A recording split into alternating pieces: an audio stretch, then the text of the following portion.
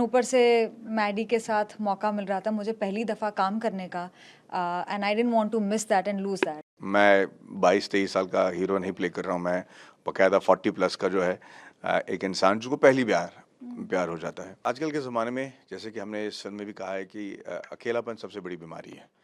सब भीड़ में रहते हुए भी, पूरे सोशल मीडिया के अंदर रहते हुए भी कभी-कभी आप रात को जब अपने सर तकिए पे रखते हो, तो आपको ये सोचने में मजबूर हो जाते हो कि भई मेरे नज़दीकी और करीबी लोग क्या उतने ही मुझे पसंद करते हैं जितना मैं उन पे निर्भर हूँ।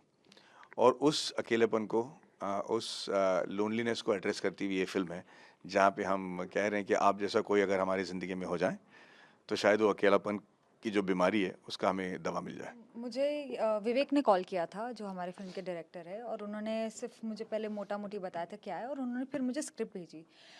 स्क्रिप्ट बहुत ही प्यारी है, मतलब आप ट्रेलर में भी देखेंगे तो एक बहुत ही खूबसूरती से जो इमोशन है कि एक लड़का एक लड़की है वो एक दूसरे से प्यार करते हैं और उनके बीच में जो कॉम्प्लिकेशन है ये तो हम सुनते रहते हैं, बट किस तरीके से बताया उनकी उनकी कॉन्फ्लिक्ट्स क्या है, वो बहुत ही लेयर्ड थे। एंड ऊपर से मैडी के साथ मौका मिल रहा था मुझे पहली दफ़ा काम करने का and I didn't want to miss that and lose that, so sweet. या so I was very excited.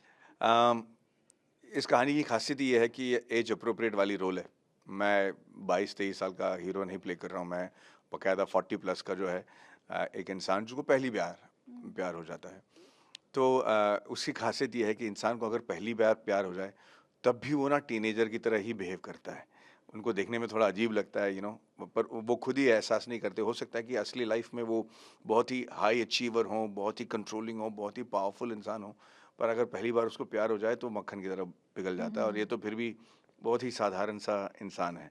तो रहना है तेरे दिल में से लेकर यहाँ तक का जो सिलसिला रहा है, जो सफ़र रहा है, उसकी ख़ासियत ये है कि बहुत ही एज एप्रोप्रिएट है और मुझे ये बात बड़ा अच्छा लगा। और दूसरी बात ये है कि कुछ लोग कॉम्प्लिकेटेड होते हैं। अगर आप बॉम्बे में रहते हो या आप रोज़ न्यूज़ पढ़ते हो, आप ब्रेकिंग न्यूज़ ही अगर आप पढ़ते रहोगे, तो आपको ये लगेगा कि प्रलय आ गया, अब तो ये दुनिया का बचना मुश्किल है कि नहीं? हर एक बार जब आप ब्रेकिंग न्यूज़ पढ़ते हो, तो आपको लगता है कि बर्बाद ही हो गया भैया, पता नहीं क्या कब हमारे सर पे मतलब बॉम्ब गिरने वाली है। पर इसके अलावा भी एक दुनिया है जहाँ चीज़ें थोड़ी नॉर्मल। नॉर्मल होती हैं, स्लो चलती हैं। छोटे-छोटे गाँव में चले जाइए, वहाँ पे अगर आप लोगों से मिलोगे तो उनको लगेगा कि हाँ भाई, अभी भी इंसानियत है, लोग हैं। हम 5 साल, 6 साल आगे की ज़िंदगी देख पाते हैं, उसके लिए हम तैयारी कर सकते हैं। तो वैसे माहौल में जब आप किसी इंसान से मिलते हो और उनको प्यार हो जाता है, तो वो किस तरीके से इस प्यार को ट्रीट करते हैं। जैसे इस फ़िल्म में एक सीन है, जहाँ एक लड़की से मिलने के लिए ये भाई साहब को जमशेदपुर से कलकत्ता तक गाड़ी में जाना पड़ता है। और वो उसके लिए बड़ी बात है ही नहीं। मतलब ये तो नॉर्मल है, हाँ भैया जाना पड़ेगा, साढ़े 4 घंटे, 5 घंटे हम गाड़ी में बैठ के जाएँगे। आज बॉम्बे में रहने वाले या दिल्ली में रहने वाले किसी इंसान को कि आप 4 घंटे गाड़ी में जाओ भैया काम है, उसको लगेगा कि मेरा इतना अपॉर्च्युनिटी मिस हो गया भाई।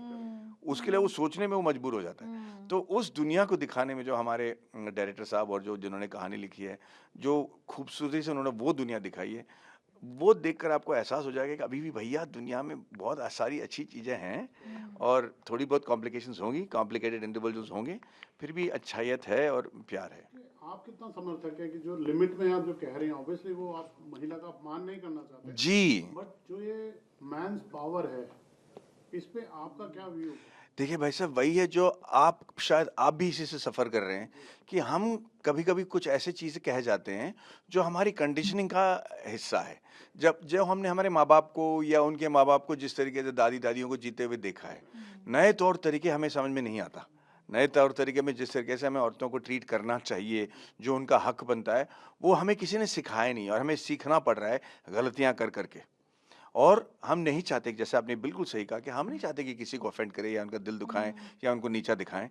पर हमारे तौर तरीके या जो ज़ुबान में हमारी लफ्ज़ आ जाते हैं, उससे हम जो हर्ट पहुँचाते हैं उसका हमें एहसास ही नहीं है। करेक्ट।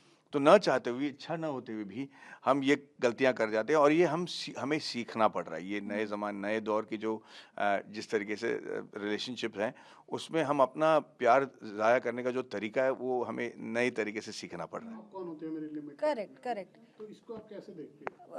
वुमेन एम्पावरमेंट बेसिकली ये है कि हम इक्वालिटी ढूंढ रहे हैं, इमोशनल इक्वालिटी। ऐसा नहीं है कि हम एक दूसरे से फिजिकली फाइट करने वाले, वो तो मुझे पता ही है कि एक मर्द ही मेरे ही is going to overpower me. So यहाँ पे एक इमोशनल हम इक्वालिटी की बात कर रहे हैं। और जैसे ये कह रहे हैं कि कोई जानबूझ के आपको ये नहीं बता रहा है कि कंट्रोल करने की कोशिश नहीं कर रहा है, वो एक कंडीशनिंग है और वो एक इनोसेंस से आती है। एक होते हैं जो पेट्रियार्कल होते हैं, जो अग्रेसिव होते हैं, बट यहाँ पे हम उस मर्द की बात नहीं कर रहे हैं, हम एक बहुत ही इनोसेंट मर्द की बात कर रहे हैं जो एक्चुअली प्यार करना चाहता है, पर उसकी कंडीशनिंग वैसी है कि उसको रियलाइज ही नहीं हो रहा कि वो जिस तरीके से प्यार कर रहा है वो शायद बराबरी का नहीं है। तो यहाँ पे हम वो इमोशन से जूझ रहे हैं एंड वो इमोशन को डील करने की कोशिश कर रहे हैं बहुत ही प्यारे तरीके से।